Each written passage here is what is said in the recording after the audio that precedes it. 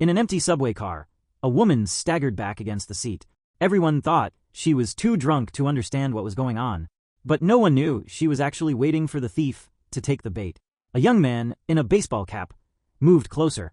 He pretended to help her, but a small pair of pliers was already visible in his hand. The thief clipped the gold necklace from her neck.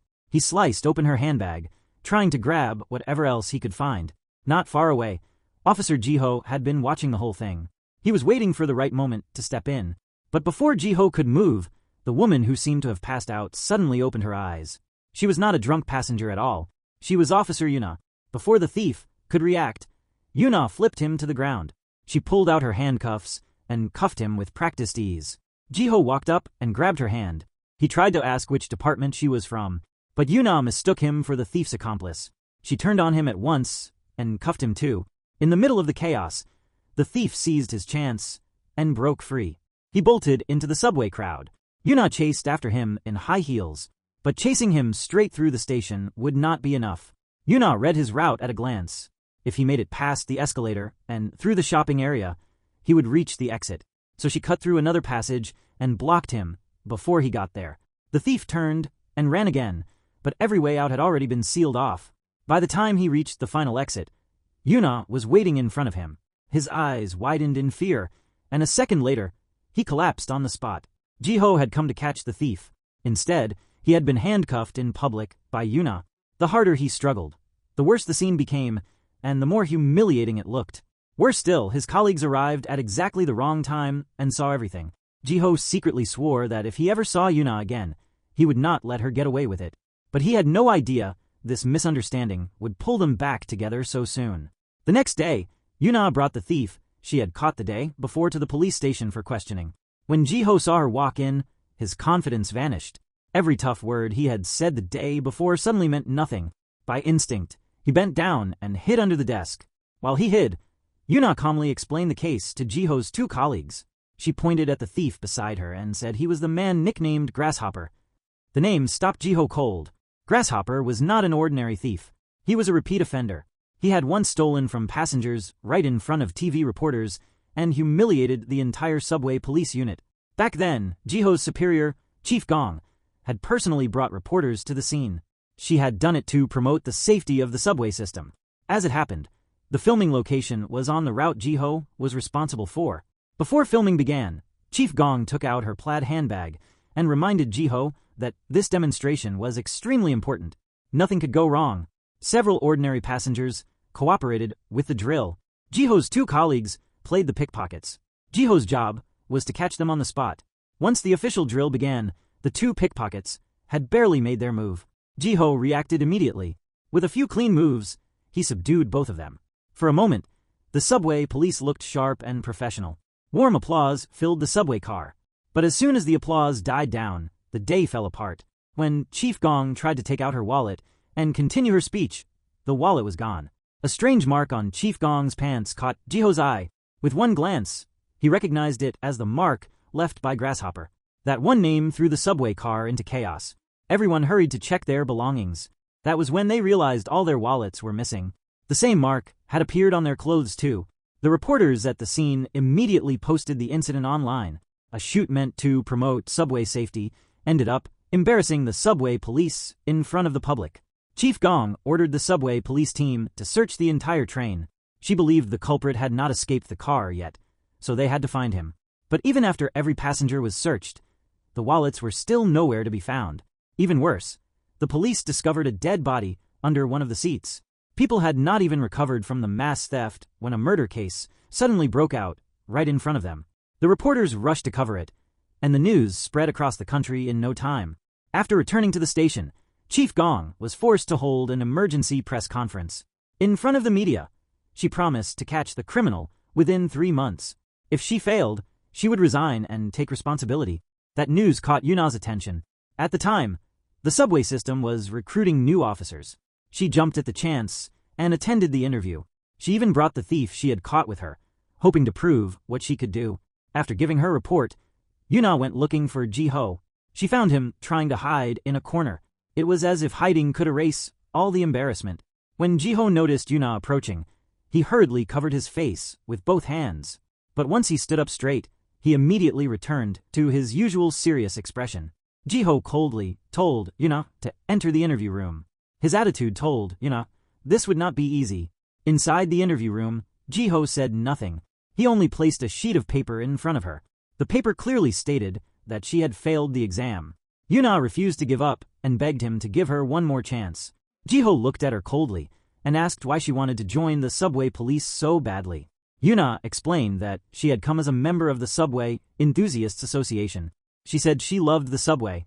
She even introduced herself as the chair of the Seoul branch of the National Subway Enthusiasts Association. The more Jiho listened, the more he felt she had another reason for applying. When the two walked outside, a colleague approached Jiho. He quietly told Jiho that the man Yuna had caught was not actually Grasshopper. He was just an ordinary thief who had recently been released from prison. Jiho laughed when he heard that. He turned to Yuna and mocked her. He said that nickname was not for just anyone. She had caught the wrong person, so she should not be too confident. Yuna had just walked out of the interview room, still stung by the rejection. But as she left in disappointment, a group of people had already spotted her in the crowd. They used what looked like ordinary bags to hide camera equipment. They secretly filmed her every move. Jiho noticed the group moving strangely and chased after them. This was not just one stalker. They were working as a group. Jiho pushed through the crowd and grabbed one of the suspects. He checked the bag the man was carrying. Inside the bag, he found signs of hidden camera equipment. Jiho was about to arrest him for stalking and illegal filming, but the man only sneered and asked what right Jiho had to arrest him without evidence. Jiho connected his phone to the storage device, trying to check the data inside, but the screen was completely blank. There was no video at all. Without solid evidence, Jiho could not hold him.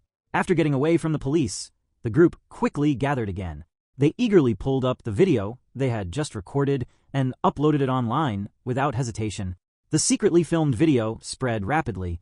After Yuna received Jiho's call and rushed to the station, she finally saw the video circulating online. Yuna lost her composure. A new post popped up on the screen. The person who uploaded the video announced what they called their next operation. They claimed one lucky online user would get to take part, and the next target was Yuna, the woman in the video. This was no longer just an illegal filming case. These people were not just spreading the video. They were preparing to go after Yuna again. Jiho and Yuna immediately contacted the cybercrime investigation team. But the cybercrime team thought it might just be a stunt for attention, so they refused to send people right away. Yuna did not wait. She went straight to the weapons room, took Jiho's gun, and prepared to act on her own. Since no one was willing to handle it right away, she decided to track them down herself. Watching Yuna turn and leave, Jiho grew more and more uneasy. He caught up and tried to stop her, but when it was clear she would not listen, he reluctantly got on her motorcycle. The motorcycle shot forward so fast that Jiho could barely hold himself together. Working with Yuna was far more dangerous than he had imagined. The uploaded video gave them one lead, an IP address. Jiho and Yuna traced it to the suspect's hideout, but the landlord told them the men had already moved out. Yuna did not waste a second. She pulled Jiho back onto the motorcycle and chased after the suspect's car. The men tried to lose them in traffic. When an accident blocked the road ahead, Jiho was still looking for another way through. But Yuna already knew one. She turned straight into a subway entrance, using the underground route to cut them off. By the time the suspects thought they had escaped, Yuna's motorcycle was already blocking their path. The two men in the car panicked. Yuna calmly signaled for them to get out. But instead of stopping, they slammed the car into reverse, trying to knock her aside and escape. The car hit Yuna and knocked her to the ground. She could only watch as the car sped away. Jiho struggled to lift the motorcycle and chased to the exit. There, he found Yuna lying by the roadside. He ran over and pulled her to safety. The group that got away started talking about their plan for the next day. They planned to force the victim from the illegal video into their car. They had already found the girl's address. They also got her phone number and sent her harassing messages. The girl locked her door in fear, not knowing that something even worse was still ahead. Jiho and Yuna did not give up the investigation. They checked the surveillance footage. The footage showed where the victim had gotten into the vehicle that day. They traced it to the location where she had attended an event. In the event photos, the two discovered a clue. One photo showed a cafe and a mirror. Yuna immediately remembered which station had that same setup nearby. That gave her a likely place to check. Exit 8 on line 4, leading toward the academy. The victim from the illegal video arrived there too. She looked frightened and nervous, constantly checking around her. But she did not see the man closing in. A man caught her off guard and jabbed her with a needle. When she entered the elevator, the drug had already started taking effect. She gradually lost consciousness. Her body went limp, and she could barely resist. Using the last bit of strength she had, she forced herself toward the exit. But the group still dragged her into the car waiting outside. At that point, she had no strength left to fight back. Jiho and Yuna reached the girl's workplace almost at the same time. Inside a nearby car, the girl briefly regained consciousness and struggled hard enough to shake the vehicle. Yuna noticed it right away. She walked up, identified herself as a police officer, and ordered the men inside to roll down the window. One of them tried to brush her off, but Yuna saw the unconscious girl in the back seat. She grabbed the man by the collar and pulled off his hat. Once he realized he had been exposed, he raised the window and tried to drive off. Yuna's hand was trapped, but she held on. Jiho heard her shout, jumped onto the motorcycle, and rammed it into the fleeing car. The crash threw him hard to the ground, but it gave Yuna enough time to stop the men. Together, they finally rescued the girl and arrested the group. After this operation, one thing became clear to Yuna. She and Jiho worked extremely well together. She also believed even more strongly that she could join the subway police team. So she quietly pasted her own photo on the wall of the subway police station. But when Jiho found it, he still rejected her without mercy. Yuna prepared to leave in disappointment. Before she left, Jiho asked how she could remember the subway routes so clearly. For a moment, Yuna thought this might be her chance to change his mind. But Jiho dropped the subject and told her to leave. The truth was, Yuna's knowledge of the subway came from a painful past. 5 years earlier, her twin sister Eugene had disappeared inside a subway station. At the time, Yuna only knew that her sister had vanished somewhere in the subway system. She had never known what happened that day. Ever since, Yuna had gone through almost every subway line. She marked every station, exit, and passageway. She analyzed every route Eugene might have taken. She constantly searched through books, newspapers, and case files. Over time, the entire subway map was burned into her memory. Later, the rescued girl came to the station to thank them. The girl's visit softened Jiho's attitude. Yuna was not just a troublemaker. Jiho hesitated for a long time. In the end, he sent Yuna a message and asked to meet her. But Yuna had never let go of her sister's disappearance. She secretly watched Jiho, waiting for him to leave the office. Jiho received a phone call and went out to deliver something. Once he was gone, Yuna took the key to the subway access doors. She was about to enter the tunnel again to search for clues. Yuna stepped into the dark tunnel, surrounded by an eerie silence. She had only gone a few steps when she sensed someone behind her. The moment she turned around, a man in black rushed out of the darkness. Jiho had followed her into the tunnel, and Yuna quickly told him to go after the man. Jiho chased him deeper into the tunnel, but the man dropped his backpack while running. When he turned back to grab a wallet, he fumbled and dropped it again. Jiho caught up, stumbled in the dark, and saw the wallet lying on the ground. When he opened it, he realized it belonged to his superior, Chief Gong. Yuna rushed over too, shaken by what had happened. She did not mention that she was searching for her sister. She only said she wanted to confirm whether there really was a ghost in the subway. As the two were about to leave, the man in black appeared again, hiding in the darkness and silently watching them go. Back at the station, everyone tried to figure out why Chief Gong's wallet had appeared there. For now, the team believed the man in black was likely connected to Chief Gong's stolen wallet. He might also be connected to the strange activity inside the tunnel. Jiho questioned Yuna again about why she had gone into the tunnel. Yuna did not tell him the truth about looking for her sister. Instead, she lied and said she had heard something while she was on patrol.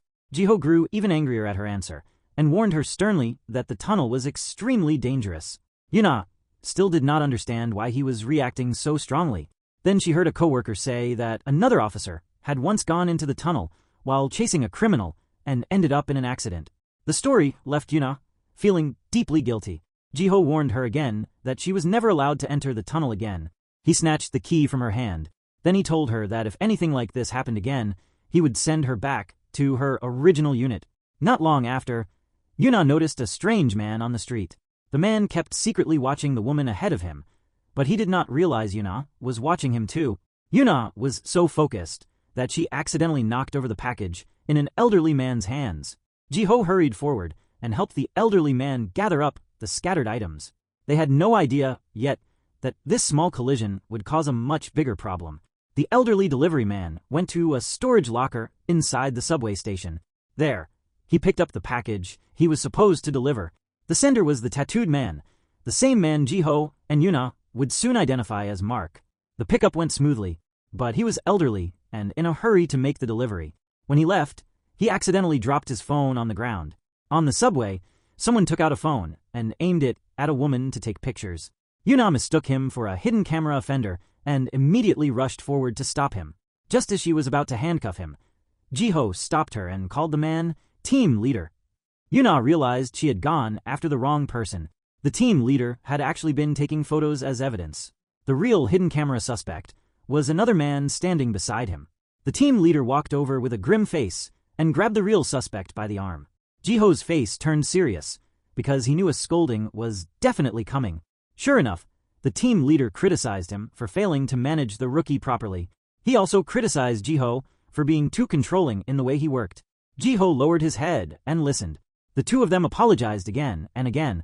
Back at the office, they prepared to return Chief Gong's wallet. Jiho told Yuna to find a bag and put the wallet inside.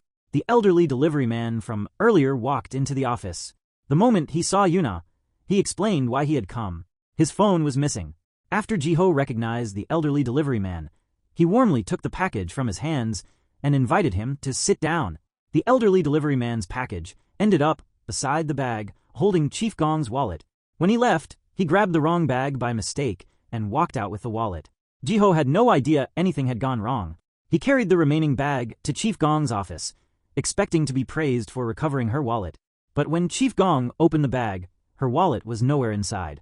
Instead, it was full of strange herbal remedies and embarrassing personal products. Jiho froze, unable to explain. Chief Gong had already been humiliated once over that wallet, and this only made her explode. Jiho had walked in expecting praise. Instead, he came back with nothing but a brutal scolding. Yuna, completely unaware of what had happened, greeted him with a bright smile. On the way back, they pieced together what had happened. When the elderly delivery man left the station, he had taken the wrong bag by mistake. He walked out with Chief Gong's wallet, while the package Mark wanted was left behind at the office. Jiho and Yuna still had no idea what had happened. However, believed the delivery man had hidden the package on purpose.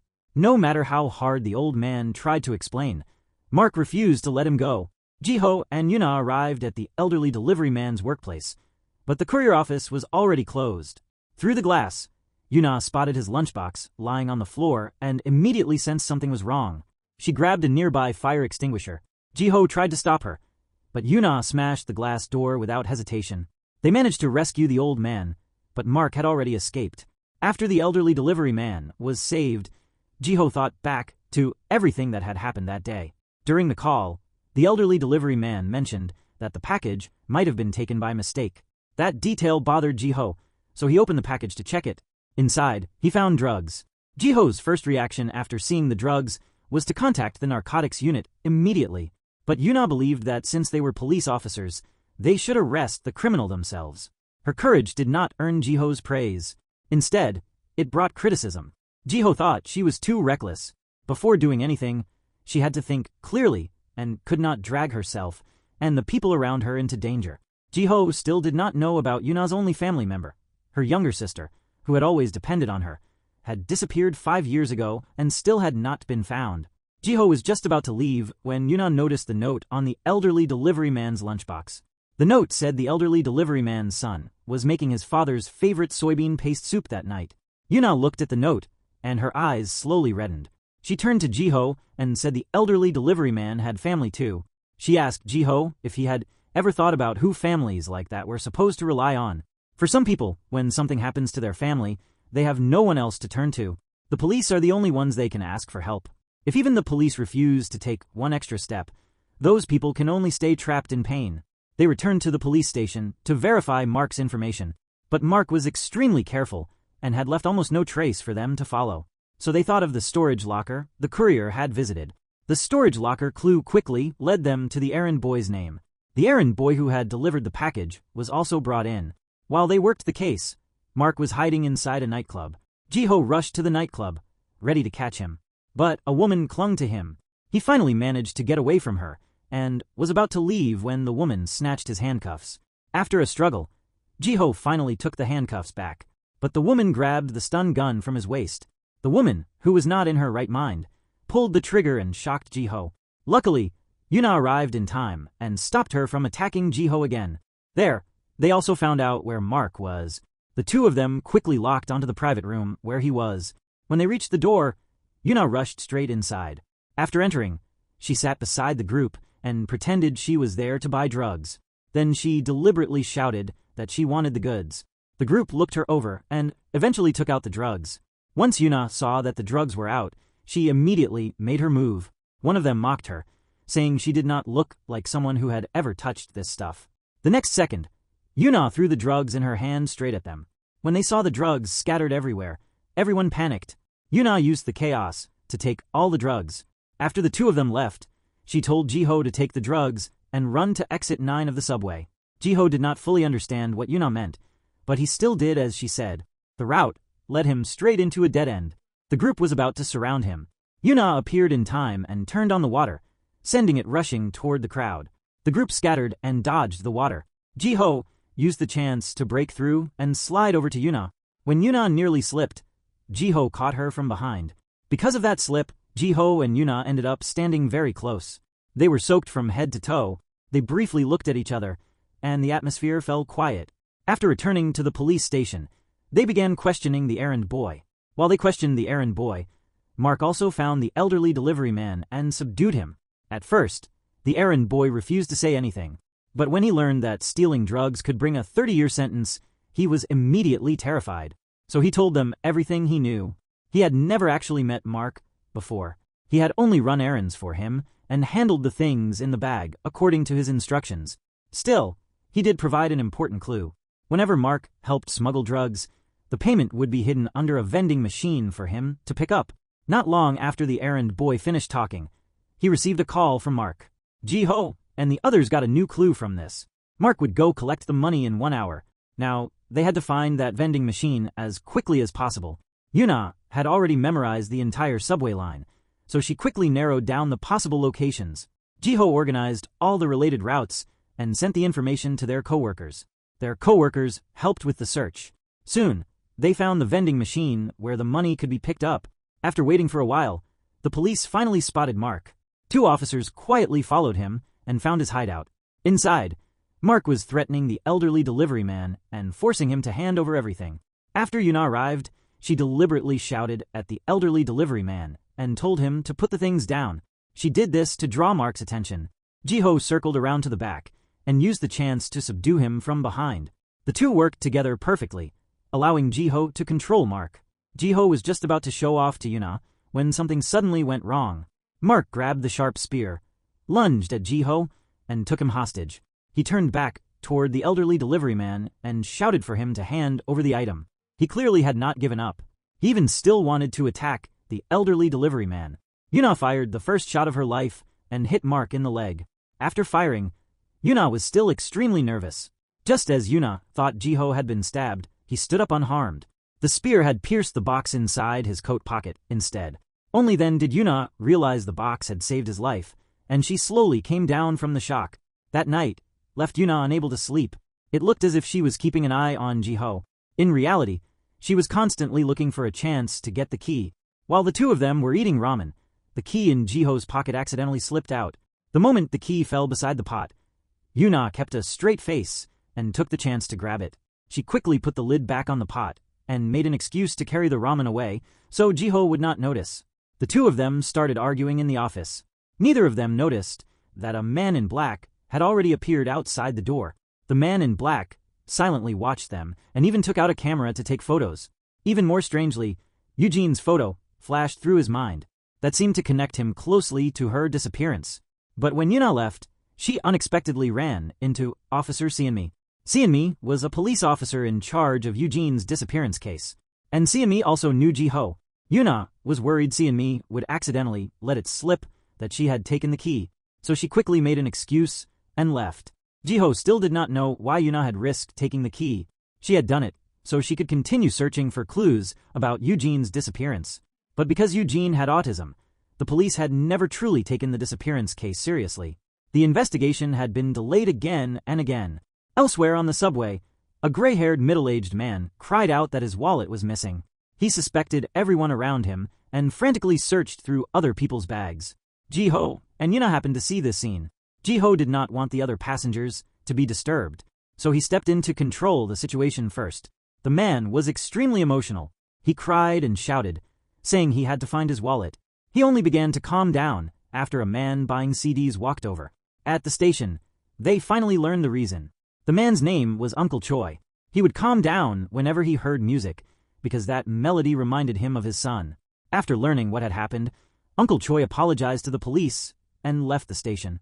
It was his son's birthday. His wife had sent him a text saying the birthday meal had already been prepared at home.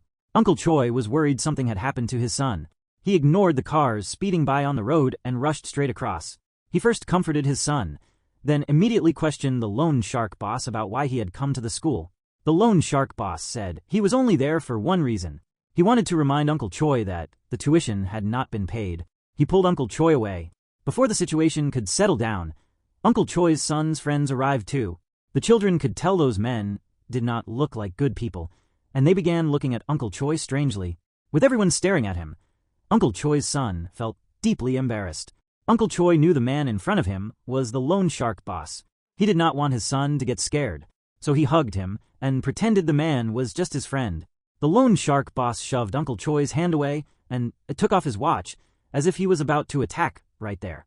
Uncle Choi was afraid his son would realize the truth, so he kept lying and said the man had taken off the watch because he wanted to sell it to him. That completely enraged the loan shark boss. He grabbed Uncle Choi by the collar. Uncle Choi lowered his voice and begged the loan shark boss to leave first, promising that he would definitely pay him back later. He eventually took the loan shark boss away and told his son to go home first, saying he would come back later. At the station, Ji-ho and the others checked the surveillance footage. They discovered that Uncle Choi's wallet had indeed fallen on the ground and had finally been picked up by the record store owner. They were criticizing the record store owner and assuming he was a bad person. Then, unexpectedly, he came in on his own to return the wallet. Everyone felt extremely awkward and apologized to him again and again. Yuna also told the record store owner's child that his father was a good man. Hearing that, the child happily said his dad could sing 100 songs. Playing along, the officers joked that he probably only knew one song. The police sincerely apologized to the man and invited him to sit down so they could talk through the situation. Yuna called Uncle Choi, wanting to tell him that his wallet had been found. But Uncle Choi's phone was still turned off. Uncle Choi was already badly beaten, his face bruised and his whole body covered in injuries. After the thugs finished taking their anger out on him, they asked when he would pay the money back. Uncle Choi said he could still work. Once he had money, he would definitely pay them back. The loan shark boss picked up a stick. Uncle Choi thought the man was going to hit him. Instead, the stick struck the subordinate beside him. The loan shark boss warned the subordinate that if he hurt Uncle Choi too badly, they would never get the money back. He threw down a photo and ordered the subordinate to lock Uncle Choi up. The debt had to be settled that night. He left with a smug look. The subordinate watched his boss leave. The hatred in his eyes was obvious. Once the boss was gone, the subordinate also took out a stack of photos. The photos showed Uncle Choi's wife and son. Uncle Choi was terrified when he saw them. He immediately knelt down and begged the subordinate to leave his family alone. The subordinate told Uncle Choi that if he wanted his family to be safe, he had to do one thing for him. Back at the station, Yuna kept calling Uncle Choi, but his phone stayed off. Something felt wrong. After speaking with his wife, the police realized Uncle Choi had likely gone missing. Yuna checked his call records and found several numbers tied to a loan shark company. Convinced he might have been taken there, she rode over to investigate. When Yuna arrived, she found Ji-ho there too. He was not working the case. He had come because of a personal problem.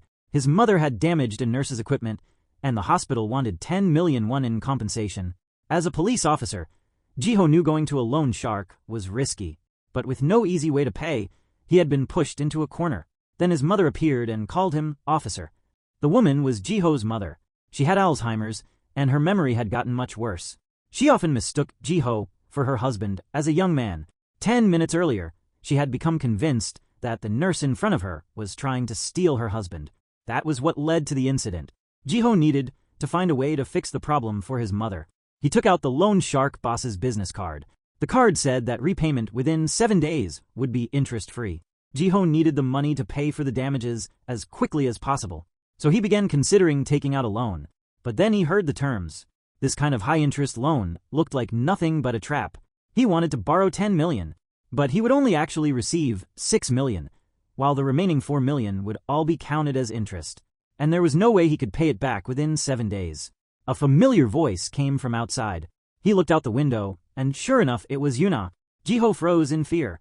He immediately hid behind a clothes rack, trying to avoid Yuna's line of sight. The loan sharks watched his strange movements and had no idea what he was doing.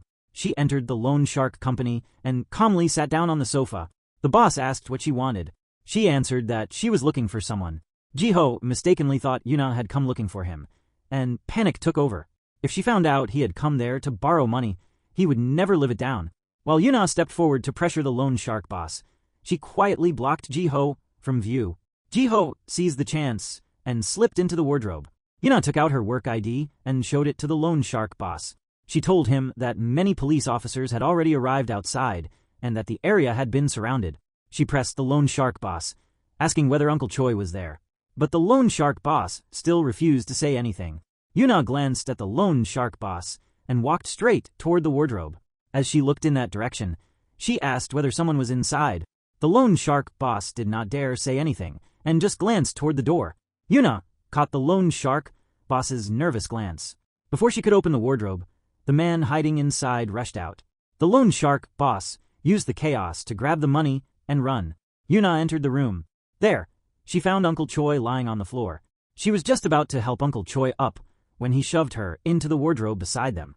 Uncle Choi jammed the wardrobe door with a stick, trapping whoever was inside. Only then did Yuna realize she was not alone. After struggling in the dark, she finally saw the other person's face. It was Ji-ho, caught in the most humiliating place possible. He asked why she had to drag him into this. But when they tried to get out, they realized the door had been blocked from the outside. The loan shark thug guarding the door happened to move the golf club away from the door. Ji-ho seized the chance and kicked the wardrobe door open. The impact knocked the thug straight to the ground. Before the thug could react, Ji-ho immediately handcuffed him. Ji-ho and Yuna found the farewell note Uncle Choi had left behind. After Uncle Choi escaped, he had wanted to go home. But when he reached his home, he saw the loan shark boss's subordinate standing outside his door. The man was talking to his wife. Uncle Choi believed there was only one way to protect his wife and son. He had to follow the loan shark boss's demand and start a fire. Yuna and Ji-ho were also looking into this. When Ji-ho saw the photos on the ground, he also remembered his own past experience of being trapped by loan sharks. At the loan shark boss's office, a thug came in with an update. Because of what was happening with the walnut shop, many nearby stores wanted to move out. Clues from the arrested thug pointed them to the walnut shop. That was the place Uncle Choi had originally been forced to burn down. At the entrance, the two saw the loan shark boss show up too. But after the loan shark boss left, Uncle Choi did not walk into the shop. Instead, he silently followed behind him. Ji-ho and Yuna realized Uncle Choi's real target was not the shop. It was the loan shark boss. Uncle Choi had been pushed past his limit.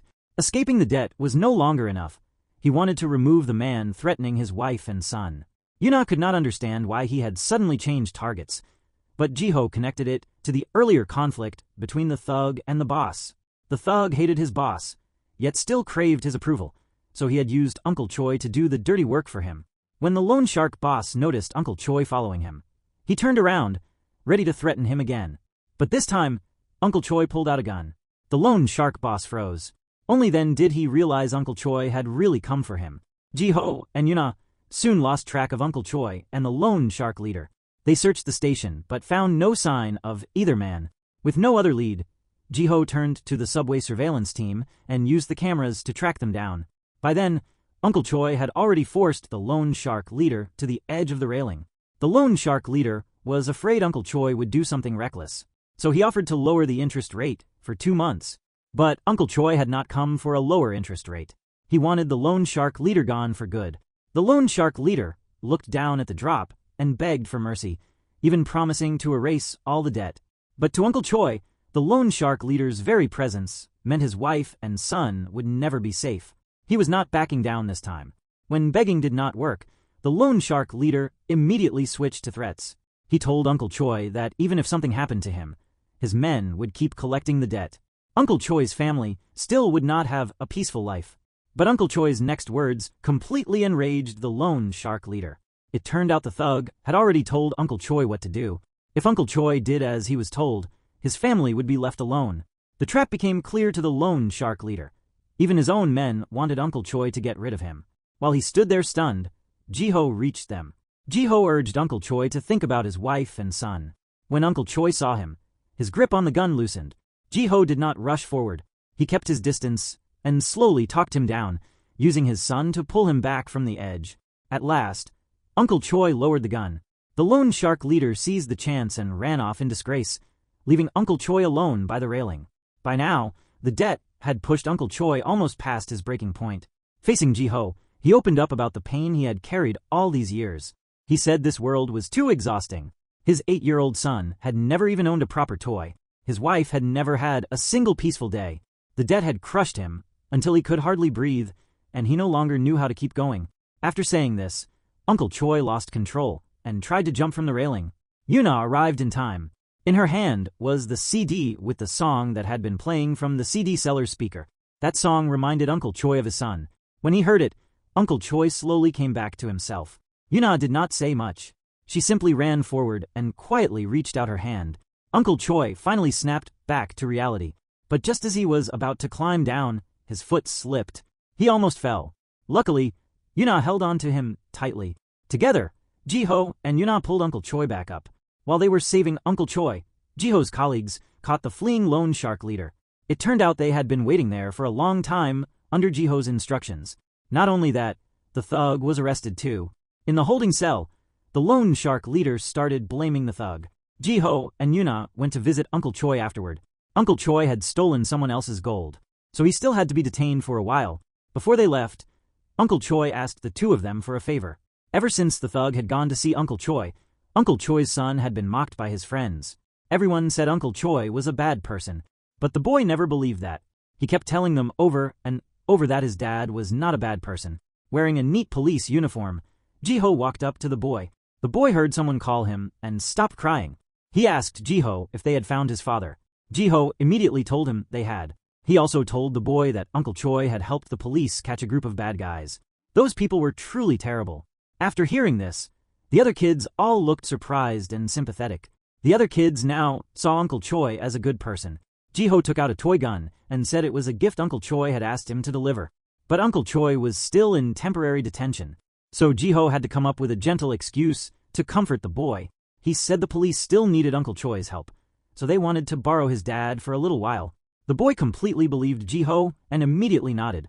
For now, Uncle Choi's crisis had been resolved, but trouble kept coming at the subway police station. A new surveillance video pulled Ji-ho and Yuna into another case. In the footage, Ji-ho and Yuna recognized Se-hun. He was the station's promotional ambassador and also the national boxing champion. 2 hours earlier, they had invited Se-hun to the station for the event. It was meant to promote the police station's image. Yuna took Se-hun and his group to change clothes. She had not been waiting at the door for long when a woman screamed from inside. When Yuna and the others pushed the door open, they found a girl named Sora collapsed on the floor. Se-hun explained that Sora had simply fallen by accident, but the injuries on Sora's body did not look like they came from an ordinary fall at all. Yuna looked at Sora and asked if she had fallen on her own. At first, Sora was extremely nervous. Her reaction made Yuna even more suspicious that this might not have been the first time something like this had happened. Of course, Yuna did not believe Se-hun's explanation. After they went outside, Yuna told Ji-ho and the other officers what had just happened. The other officers looked toward Se-hun. They could not believe that this well-liked promotional ambassador could be involved. Once Yuna took out the surveillance footage, Ji-ho saw everything that had happened. A colleague watched the video and asked Ji-ho whether it was true. Ji-ho nodded and said they would continue investigating. But that colleague still could not accept it. Someone he admired might be hurting someone close to him. Ji-ho suggested reporting the matter to the relevant department. The chief watched the video and was startled at first. His first question was whether Sora had filed a report. When he heard Ji-ho say she had not, the chief was visibly relieved. Ji-ho asked whether they should suspend the promotional event and open an investigation. But the chief thought Ji-ho had lost his mind. A few months earlier, the discovery of a body during a promotional event had already humiliated the police station. Se-hun had just helped repair the station's image. The chief did not want to admit that their promotional ambassador was suspected of hurting someone. He also did not want to drag the station into another public controversy. The chief ordered Ji-ho to suppress the case and pretend nothing had happened. When Yuna heard the station director tell them to move past it, she completely lost her temper. She could not stand seeing Sora injured while everyone pretended nothing had happened. Yuna wanted to expose Se-hun on the spot, but Ji-ho stopped her before she made things worse. Back at the station, Yuna secretly started looking into Se-hun's records. Ji-ho noticed and told her to stop. For now, the director had ordered them to focus on the drug case, and the subway team had no authority to investigate Se-hun on their own. He reminded her that they were only the subway team and could not investigate outside their authority whenever they wanted. Yuna could only pretend to agree, but she had not truly given up. Ji-ho told her to investigate the subway ghost incident, but she used the police mask clue as an excuse and secretly traced it to Se-hun's home. Ji-ho sensed that she was hiding something and followed her there too. Ji-ho did not realize at first that the woman was Sora, but he could tell something about their relationship felt wrong. Yuna kept her explanation vague, leading Ji-ho to think Se-hun was attacking her. Ji-ho was ready to rush in, but then he realized Yuna had misled him. Yuna finally admitted that the woman was Sora, and that Sora and Se-hun lived together. Ji-ho was angry, not just because Yuna had investigated Se-hun behind his back, but because she had lied to him. Even so, he still decided to check inside. And this time Yuna was right. Se-hun was hurting Sora because he believed she had looked at another man. Before he could hurt her again, Ji-ho and Yuna rushed in. Se-hun and Sora were both taken back to the station. Yuna tried to persuade Sora to file a report, but Se-hun was afraid his future would be ruined once the truth came out. So he knelt outside and begged Sora to forgive him. When Sora saw Se-hun kneeling, her heart softened again. Before Yuna could continue trying to persuade Sora, a colleague uncovered something else. Se-hun's ex-girlfriend, Mina, had died some time ago. The autopsy report showed that Mina had died from a brain hemorrhage. The bleeding had been caused by external trauma. During the earlier investigation, Mina's ring and wallet had been missing, so the police had treated the case as a robbery homicide. But when Yuna saw the photo of the ring, she immediately remembered the ring on Sora's hand. On the day Sora was beaten by Se-hun, she had been wearing the very ring that had disappeared from Mina. Yuna immediately called Sora aside and showed her the photo of the ring. She told Sora that Mina's death was very likely connected to Se-hun. The ring on Sora's hand was the key piece of evidence. It linked Se-hun, Mina's death, and Sora's injuries together. Sora went pale after hearing all this. Yuna hoped Sora would leave the ring with them for now, in case something really happened later. But the moment family was mentioned, Sora's attitude changed. She instantly denied that the ring existed and insisted on going home with Se-hun. Yuna watched Sora leave. Then she saw the smug look on Se-hun's face, and she could no longer hold herself back. She had seen Sora being hurt by Se-hun with her own eyes. She had also always wanted to uncover the real cause of Mina's death, but Ji-ho believed this case should be handed over to the Major Crimes Unit, so he kept stopping her from continuing the investigation. Yuna later suggested notifying Sora's family, only to learn that Sora had no family at all. Those words made her think of her younger sister, Eugene, who had been missing for years. That kind of helplessness was painfully familiar to her. She could no longer sit in the station and wait. She would protect Sora herself. Ji-ho tried to stop Yuna, but she refused to back down. The colleagues with them also said they were willing to go with Yuna. They were worried it would be dangerous for her to face Se-hun alone. Ji-ho stopped them too. Ji-ho did not want Yuna to keep getting involved, and he said he would personally send her back to her original team. The others could not believe what they were hearing. They had clearly been working well together. They could not understand why Ji-ho suddenly wanted to push Yuna away like this. Around then, Sora bought food and returned home. The moment she entered, she went to look for the ring, but the ring was already gone. Se-hun suddenly appeared behind her, scaring her out of her mind. Yuna had reached Se-hun's door. She called Sora and told her about her missing sister. She also talked about the loneliness of living alone. Sora's loneliness hit Yuna hard, so Yuna offered to let Sora live with her. Her goal was to take Sora away from Se-hun and give her a place she could depend on. Before Sora could answer, Se-hun snatched the phone away. He looked at Yuna outside the window. Then he pulled the curtains shut, completely cutting off her contact with Sora. But Yuna did not give up. She believed Sora would eventually leave with her. So she waited until night. But Sora never came out, and Yuna could only head home first. Yuna did not see that someone was already watching her on her way back. She walked while talking to Jiho on the phone. An attacker in a hat came up from behind and struck her. After Yuna fell to the ground, the attacker kept kicking and beating her. Before leaving, the attacker crushed her phone. Yuna lay helplessly on the ground. The man in black, who had been secretly following her, also appeared nearby. A passerby came along and screamed, scaring the man in black away. The sounds coming through the phone told Jiho something had happened to Yuna. He found her lying beside a puddle of thick sauce. When she saw Jiho, she used the last of her strength to say Sehun's name. Hearing Sehun's name, Jiho was furious. But getting Yuna to the hospital came first. While waiting for help, Jiho kept apologizing to Yuna. Once he learned Sehun might be the culprit, Jiho immediately told his colleagues to investigate. But the surveillance footage only captured Sehun's silhouette, not his face. Without evidence, they could not arrest Sehun at all. Jiho's gaze hardened when he heard this. His expression said he was about to do something reckless. Sehun rushed home in a panic, and Sora saw him. Sora followed him and saw sauce on his hand. Sehun sounded unhinged as he said Yuna had been harassing Sora the whole time. But now, they no longer had to worry. Something in those words alarmed Sora. Yuna's earlier warning came back to her. She searched the room and eventually found Mina's missing ring and wallet. Right there, Sora believed everything Yuna had said. But it was already too late. Sehun had appeared behind her. As Sehun moved closer step by step, Sora knew exactly what was coming. Yuna woke up at the hospital. Jiho looked at her in the hospital bed and could not calm himself down.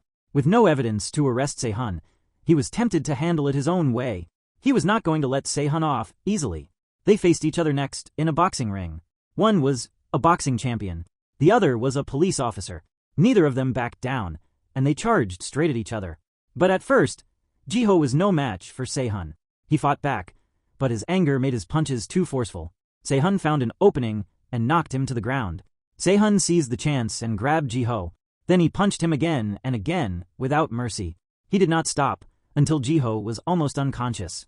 Sehun thought Jiho could no longer stand, but Jiho still staggered to his feet and said provocatively, "Ouch, that really hurts."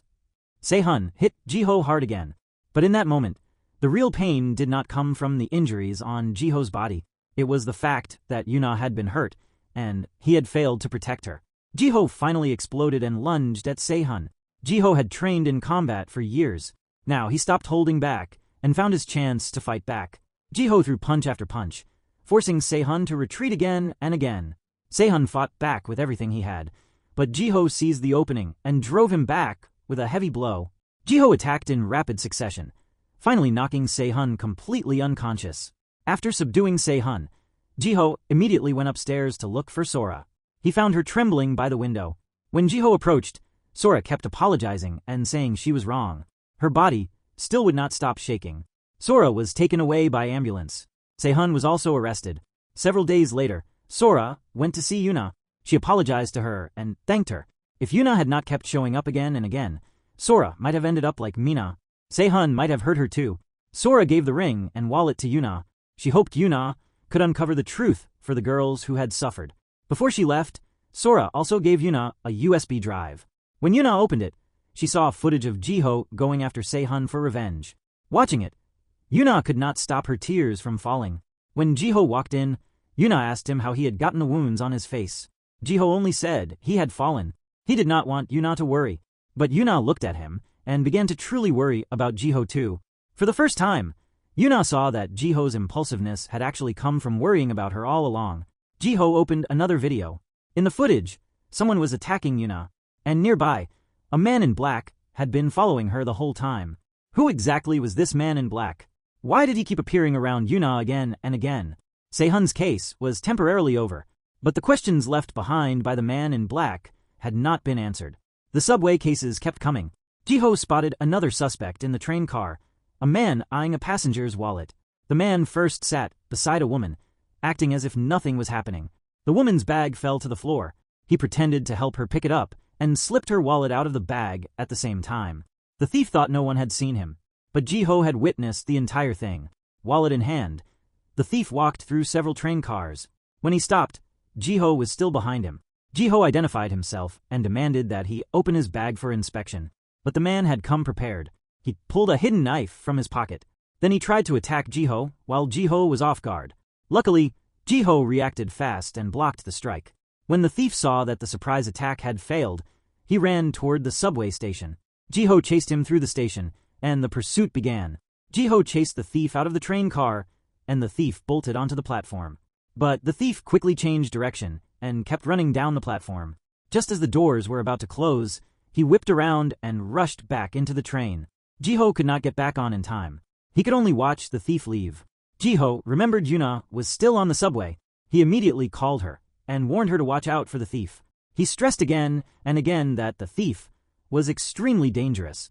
Yuna absolutely must not act on her own. For now, all she needed to do was get the woman across from her off the train safely. Yuna wanted to help catch the thief, but Jiho refused right away. The thief was already dangerous enough. More importantly, Jiho could not bear to see Yuna get hurt again. In the end, Yuna agreed to only take the woman off the train, but after hanging up, she put away her phone and took off her heels. Then she looked straight at the thief.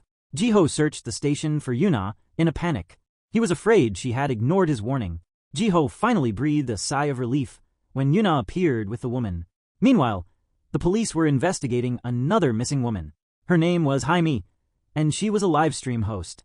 2 weeks earlier, during a live stream, she looked off camera as if she had seen something. She backed away in terror, then screamed. After that live stream, Jaime disappeared without a trace. Jiho believed Jaime's disappearance was very likely connected to the wallet theft cases. Those were the same cases they had been investigating recently. In those cases, the victims had only lost their wallets and ID cards. Their expensive jewelry had not been taken. That meant the culprit was probably not after money. The real target was likely the victim's personal information. Jiho and Yuna went to a second residence to investigate. When they knocked on the door, a neighbor noticed them. When the neighbor found out they were police officers, he told them no one was home. Other officers had also come by not long ago.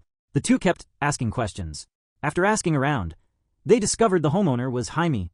Jae-yoon from the search team was also investigating the case. They watched Jaime's live stream video again and again, trying to find a clue. While reviewing the video, they noticed the killer's hat in the mirror. There seemed to be a pattern on it. They prepared to use that clue to estimate the killer's height. Jiho was also still tracking the wallet thief.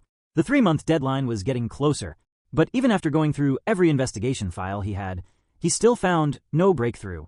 A delivery worker walked into the office and placed the food on the table. The delivery worker was actually a member of the Grasshopper Gang. He used the chance to steal the investigation file.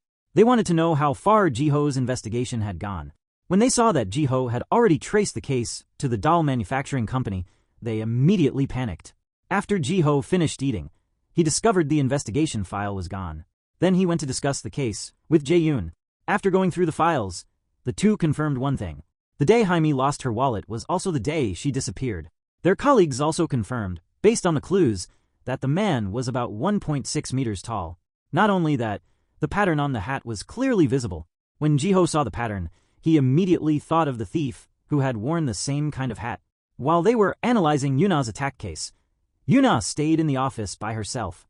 She was about to return to the tunnel to see if she could find any clue about her sister. But on her way back to the tunnel, she ran into the man in black. He turned off the subway lights, dragged a suitcase, and slowly walked toward the office. Yuna heard the sound and instinctively reached for the gun that had fallen on the floor, but no matter how hard she tried, she could not reach it. The footsteps kept getting closer. They were clearly heading toward the office. Yuna gathered her courage and stepped forward. She pushed open the office door, took a deep breath, and asked, "Who's there?" No one answered. A hand shot out and clamped over Yuna's mouth. Just as she was about to black out, Jiho came back. The man in black heard Jiho's voice. Hearing Jiho nearby, he let go of Yuna and quickly disappeared. Yuna slowly regained consciousness. For the first time, she felt powerless in front of the man in black. All she could do was wait for Jiho to come back. Looking at Jiho, she could not tell whether she felt more scared or hurt. She broke down crying. After Yuna calmed down, she forced herself to be brave. She found the gun and walked into the tunnel, determined to face him.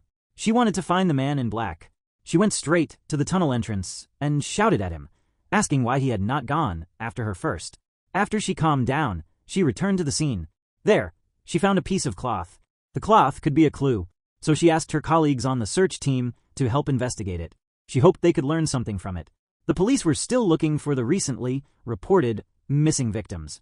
By chance, they saw one of the missing women on surveillance footage from a convenience store. Before this, the police had received several theft reports, but when they tried to find the people who had reported the thefts, those people had already disappeared without a trace. The convenience store footage at least proved those missing people were still alive at the time. Ji-ho and Yuna went to the convenience store and found the woman from the video. They asked her what had happened after she reported the theft. They also wanted to know why she had disappeared afterward. The girl crossed her arms and said only that nothing had happened. Ji-ho noticed she seemed bothered by dirty, messy places. He immediately contacted Jae-yoon. He asked Jae-yoon's team to check Jaime's surveillance footage and see whether Jaime had shown a similar reaction. In the footage, they discovered that Jaime also instinctively took a defensive posture when she encountered a stranger. The team later sat down to discuss the case. They all believed the two girls had likely been humiliated. They went to see Jaime, hoping to figure out what had really happened that day. They wanted Jaime to tell the truth so the police could catch the criminal as soon as possible. But Jaime said nothing had happened that day.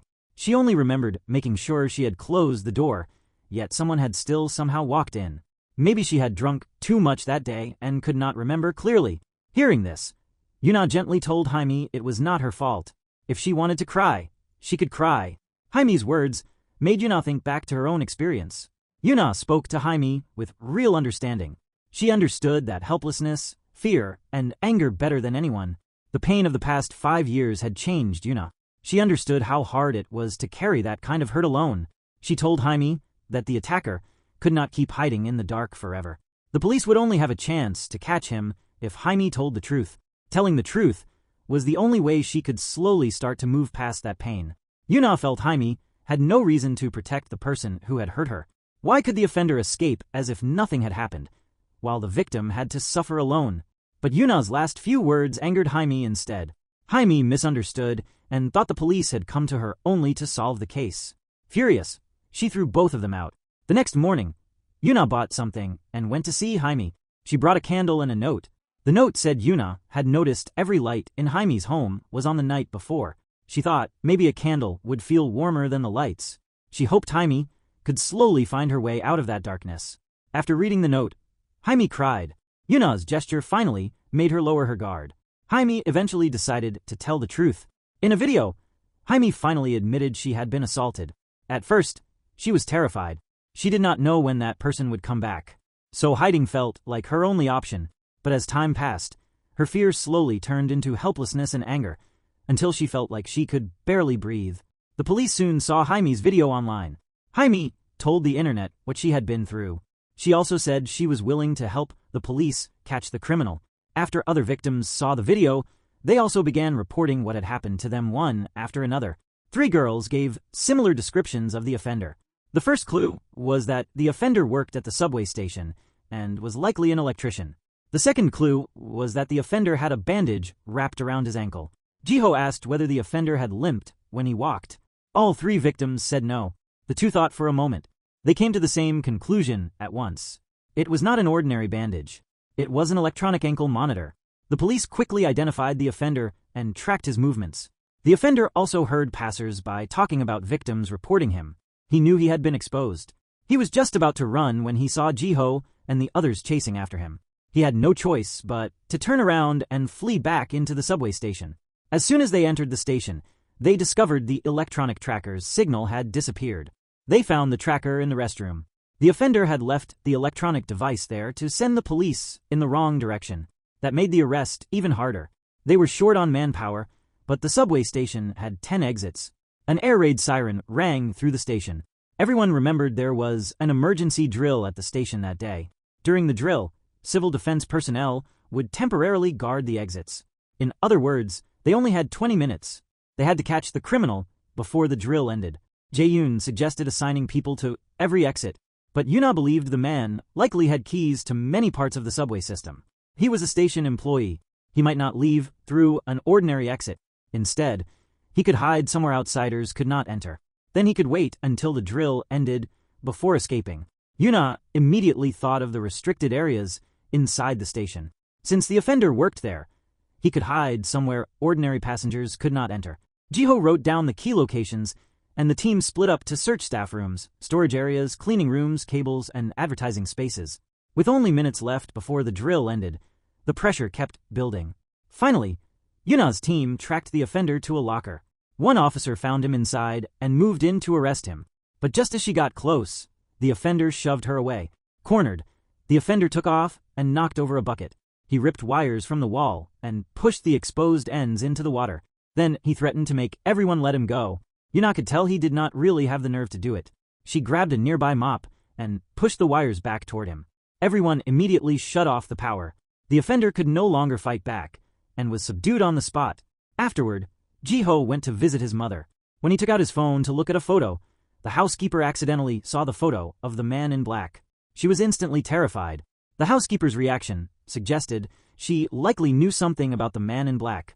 But what exactly did he have to do with the entire case? There was no time to dig into that yet. At the same time, the Grasshopper Gang was active in the subway again. They looked like ordinary young people. But once they moved through a crowd, wallets and phones disappeared within seconds. In just a few seconds, wallets and phones would be in their hands. Soon, almost every passenger in the train car had been robbed. Wallets and phones had ended up in the thieves' pockets. Once the Grasshopper Gang appeared, the passengers in the train car immediately panicked. As the train was about to arrive at the station, they targeted a girl in a green skirt. One of them sliced open her bag and stole her wallet. Another snatched her phone. He even gave her a smug stare. Before walking away, the robbed passengers came to report the thefts one after another. Jiho saw those reports. He concluded that the Grasshopper Gang had struck again. During the investigation, Jiho took out photos on his phone. He asked the victims whether they had seen these three people. The girl in the green skirt recognized them. She said one of the thieves had spoken to her before leaving the train. He had asked to meet her at exit 3 of Silong Station at 3 p.m. She already had plans at the time, but she thought he had really wanted to ask her out, so the time and place stuck in her mind. In the store, a woman in high heels showed up. She stared at the autistic boy who liked clay figurines and gave him a cruel smile. The pharmacy owner came back after collecting the money and discovered his son was missing. He anxiously searched the subway station for his son and happened to run into Jiho and Yuna. His phone rang. It was the woman in high heels. She demanded 100 million in ransom. The major crimes team quickly arrived and began monitoring the call. While the pharmacy owner was still on the phone, Detective Jack from Major Crimes rushed into the store. He urged Jiho and the others to check the surveillance footage right away instead of wasting more time. But the woman in high heels realized the pharmacy owner had gone to the police, so she hung up immediately. After the call ended, the pharmacy owner started acting strangely. He looked as if a heavy burden had finally been lifted from him. That scene reminded Yuna of what had happened when she lost her younger sister. Yuna returned to the office. There, she heard the girl in the green skirt playing the video she had just recorded. From the angle of the video, it had likely captured the store entrance. But the problem was that the green skirt girl's phone had already been stolen by the Grasshopper Gang. The most important thing now was to find the person who had stolen the phone as soon as possible. They rushed to exit 3 of Silong Station to look for the phone thief. But all they saw was a group of people wearing red hats. Yuna came up with an idea. She deliberately shouted that a famous actor was waiting there to sign autographs.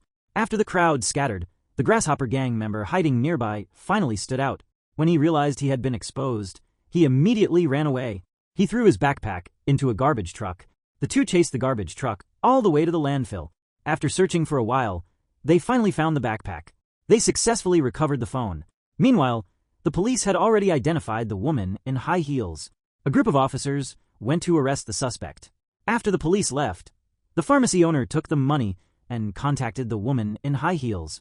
At the agreed-upon location, the pharmacy owner waited for her to appear. The woman in high heels took the money, but the pharmacy owner still did not see his son. As he watched her leave with the money, he could barely stay on his feet. He thought he would never see his son again.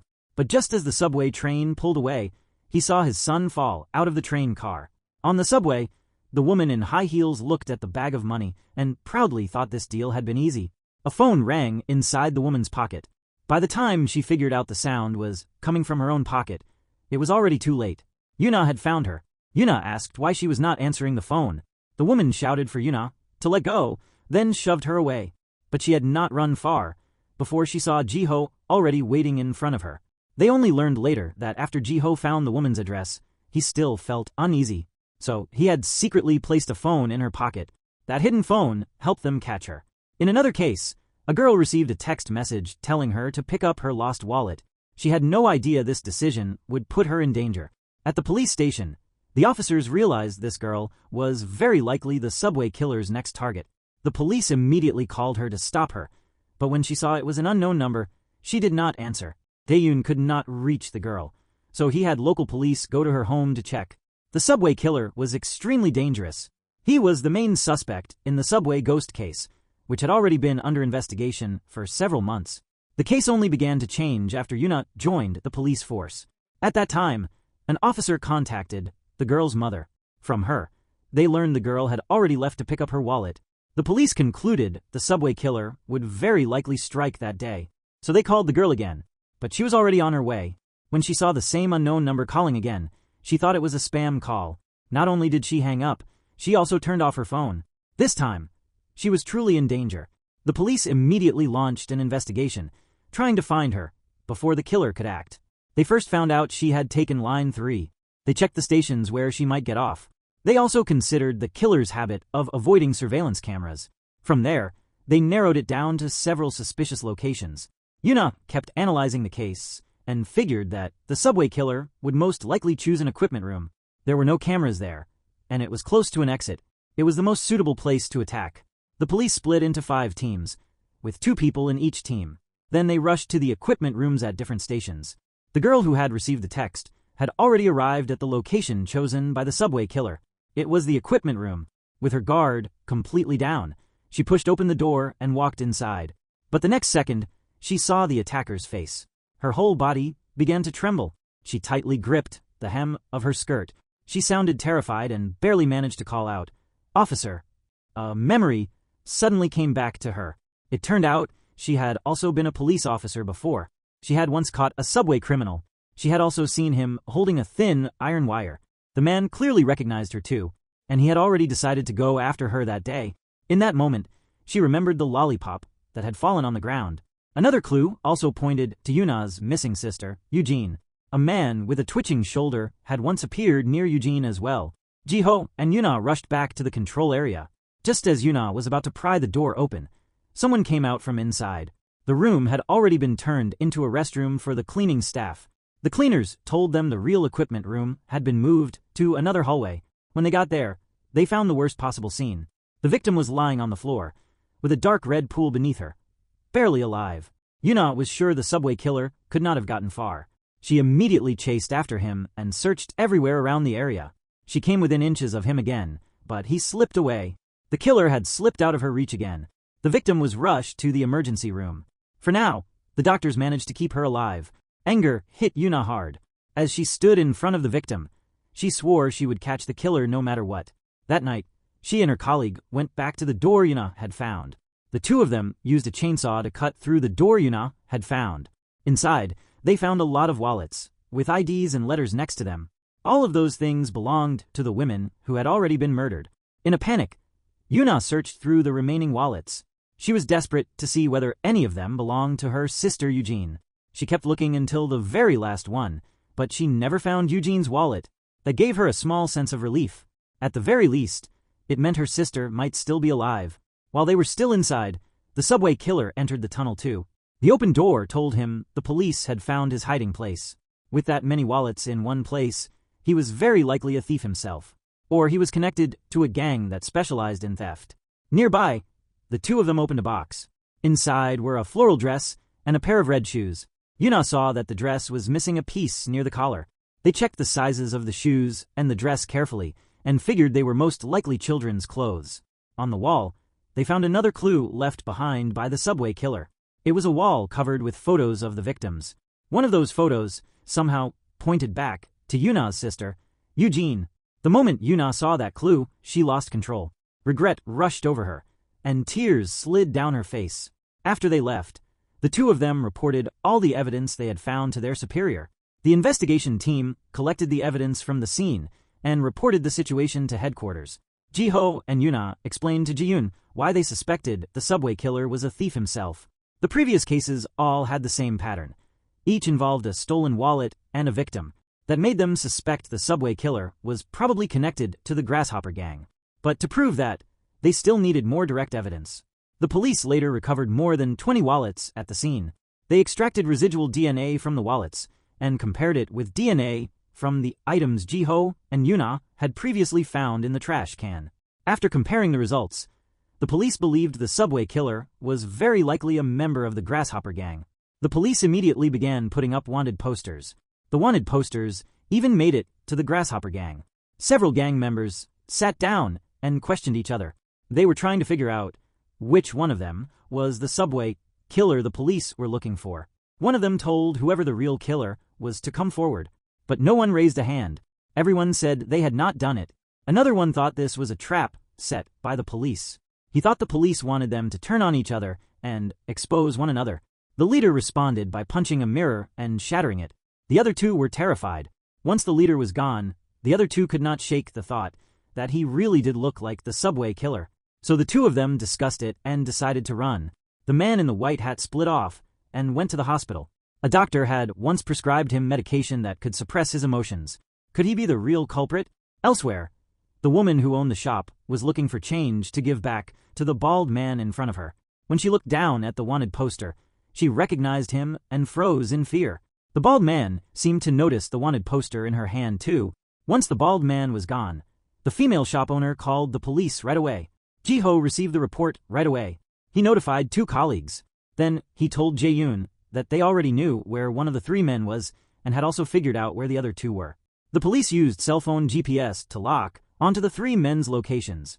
Ji-ho, Se-in-mi, Yuna, and the other officers split into several groups and headed to the 3 hiding places separately. They followed the cell phone signals and began searching. Ji-ho's team was the first to find the target location. Inside, they found a group of people gathered there. The arrest looked like it was about to turn violent. Ji-ho decided to confront them first. When the group saw them, they kicked over a chair, and the room snapped into chaos. Yuna and Jae-yoon, covering another location, also found the man in the white hat from the Grasshopper Gang. But the arrest team still failed to catch him. After the fight, the bald man still managed to get away. The leader of the Grasshopper Gang also managed to dodge the police. All 3 men eventually met up to board a ship heading overseas. But the leader never intended to bring the other 2 with him. His original plan had been to make his 2 accomplices split up and draw the police's attention while he escaped alone. But his plan went wrong. The other 2 still arrived on time. He made an excuse about going to the restroom and tried to leave them behind, but they saw what he was trying to do. So he switched to a more sinister plan. He called the police and lied that someone was trying to hurt him. That gave away his 2 accomplices' locations. After the police arrived, the bald man and the man in the white hat were both arrested. Only the leader of the Grasshopper Gang managed to escape. That escape made the police even more suspicious of the leader of the Grasshopper Gang. They now believed he might be the killer who had been hiding in the subway all along. When they were questioned, the man in the white hat and the bald man said the leader of the Grasshopper Gang had always called himself Young-kyu, but they also suspected that the name might be fake. Investigators discovered that Young-kyu had contacted a woman who was going to help him swap passports. She and Young-kyu were supposed to meet 30 minutes later at River Valley Station to hand over the passport. At River Valley Station, Yuna spotted Young-kyu. Young-kyu tried to run, but after a struggle, Ji-ho finally subdued him. Ji-ho held him down. Young-kyu suddenly raised his head, looked at Yuna, and told her that Eugene was actually still alive. Back at the station, the police confirmed that his real name was indeed Young-kyu. But although he cooperated and answered their questions, he still refused to admit his crimes. Young-kyu went on to describe how he had met Yuna's sister, Eugene, years earlier. Back then, after he and his accomplices split up the stolen goods, he walked into the tunnel alone. Not long after that, he saw a box. When he opened it, he found that the person lying inside was actually Yuna's sister, Eugene. When he checked her pulse, Eugene was still alive, but because of his own difficult circumstances, he had no intention of saving her and only took the necklace from her body. Once the interrogation ended, Ji-ho questioned the 2 accomplices again. Their statements basically matched Young-kyu's account. That at least proved Young-kyu had not lied about Eugene still being alive. The trail went cold again, and the investigation hit another dead end. It seemed like Yongkyu was hiding something even bigger. Investigators brought in the 3 members of the Grasshopper Gang. They had them write down what they usually did with stolen wallets. When one of them wrote the name Taemin, a new lead opened up. Taemin was supposed to receive a postal money order. Even stranger, a murder had occurred one day before each case was officially reported. The police expanded the investigation right away. They discovered that Taemin was being treated at the same hospital where Jiho's mother had been admitted. The police had to find out immediately who this man named Taemin really was. At the murdered girl's funeral, the police team met one of her former colleagues. After speaking with the colleague, they got an important lead. About 5 years earlier, a mentally unstable homeless man had pushed a child near the station. Yuna looked at the shirt among the dead girl's old belongings. She suspected it might have belonged to the girl who had been pushed back then. Finding that homeless man became their first priority. Jiho called Seonmi. Seonmi confirmed that she had already found the man. The 2 teams headed to the hospital, preparing to arrest Taemin. Before leaving, Jiho also called Mrs. Min, who had been taking care of his mother. He reminded her to stay in the room with his mother and not come out. The police were about to arrest a dangerous suspect. By then, Mrs. Min was already involved in the case. She opened the door of the psychiatric ward and tried to take Taemin away. Jiho's mother happened to see everything. Mrs. Min told her not to follow, then took Taemin and hid. When Yuna and the others arrived at the hospital, Taemin had already escaped. Everyone split up and began searching. Jiho rushed to his mother's room, but he could not find his mother. A patient told him that the nurse caring for his mother had gotten off work long ago. That reminded him of his last hospital visit, when his mother had introduced that caregiver to him. That person was Mrs. Min. The connection hit him. Something about Mrs. Min was wrong. In another part of the hospital, Mrs. Min took Taemin into the equipment management room. She was acting unusually close to Taemin. Yuna, meanwhile, was reviewing Taemin's treatment records. A familiar name appeared in the records. Yongkyu. The clues were starting to point in the same direction. Yongkyu also found Mrs. Min and Taemin. But the police discovered that Yongkyu once had a daughter who had died. Yuna went straight to Seonmi and told her everything. 5 years earlier, Yongkyu's 10-year-old daughter, Nayeon, had died, and the girl who had been pushed toward the tracks back then was Nayeon. They also discovered that Nayeon's fall onto the tracks was connected to Eugene. That meant Eugene's later disappearance was very likely not an accident. It was probably a kidnapping plan by Yongkyu. Seonmi contacted their colleagues right away, but by the time they arrived, the officers at the scene had already been beaten up. Yongkyu had escaped. A colleague later brought over the video footage from the incident years earlier. The footage revealed that Mrs. Min had not been an ordinary caregiver. She was the caregiver who had been taking care of Jiho's mother. She was hiding another identity. She was the mother of Yongkyu, the leader of the Grasshopper Gang. In the basement, Mrs. Min was desperately begging her son, Yongkyu, to spare Taemin. But Yongkyu had already made up his mind to get rid of Taemin. When Jiho and Yuna arrived in the basement, Taemin was already gone. Only a dark stain remained. Yongkyu carried Taemin's cold body away. His 2 accomplices helped him move the body. For a while, they slipped past the police checkpoints. But Jiho's teammate recognized them. During the pursuit, one accomplice had an episode and briefly lost his memory. The police soon ruined the other 2 men's escape plan. Yongkyu was the only one who got away. In the basement, Yuna found a computer. The video on that computer showed her the truth from 5 years earlier. That day, Eugene had gotten lost. Nearby, Yongkyu had just stolen a wallet. In the crowd, Yongkyu spotted his daughter Nayeon. He was about to greet her when a mentally unstable homeless man suddenly appeared behind Nayeon. The homeless man started acting violently. The passengers waiting nearby were frightened, and Nayeon was scared as well. The lollipop in Nayeon's hand fell to the ground, and she began backing away 1 step at a time. But the people near the platform screen doors just stood there and watched. No one stepped forward to stop it. When Yongkyu saw his daughter was in danger, he tried to rush over and save Nayeon. But a police officer grabbed Yongkyu by the arm. Yongkyu shouted for the officer to let him go, but the officer had no idea what was happening and only wanted to take him away. The platform display showed that the subway was about to arrive. A second later, the train rushed past. 10-year-old Nayeon was gone. Yongkyu had seen his daughter die right in front of him. To him, the people on that platform had done nothing but stand there and watch. After Yuna saw the footage, the note Yongkyu had left finally made sense. He had written, "I am the victim." Then Yuna turned and saw her best friend standing behind her. the same friend she had trusted to watch Eugene that day. This time, the friend could no longer hide the truth. On the day Yuna went to her interview, Yuna had left Eugene with that friend. But the friend had been in a hurry to meet her boyfriend, so she left Eugene alone at the station. After she left, the homeless man appeared. Eugene was too scared to go near him. By the time the friend came back, the tragedy had already happened. She had been too afraid to tell Yuna the truth. After Yongkyu left the police station, he began planning his revenge. He wanted to punish the people who had stood on that platform and watched without doing anything back then. But the first person he ran into was Eugene. Yongkyu took her into his office and tried to suffocate her. Mrs. Min was standing outside the door at the time. Yuna also came looking for Mrs. Min. She was desperate to know where Eugene had gone. But Mrs. Min lied and said she had never seen Eugene. Mrs. Min only later learned that Eugene had level 2 autism. Yongkyu had taken Eugene into the tunnel because he wanted her to stay by Nayeon's side forever. Seeing Eugene there, Mrs. Min mistook her for Nayeon. Yuna only wanted one answer. Where was Eugene? And was her sister still alive? What Yuna still did not know was that Eugene had been alive the whole time. Mrs. Min had been hiding her, not to keep her away from Yuna, but to keep her away from Yongkyu. When Eugene escaped from Yuna's friend's house, she nearly ran straight into Yuna and Jiho. The moment Eugene saw her sister, she wanted to run to her. But then the memories came back. Mrs. Min had cared for Eugene for years.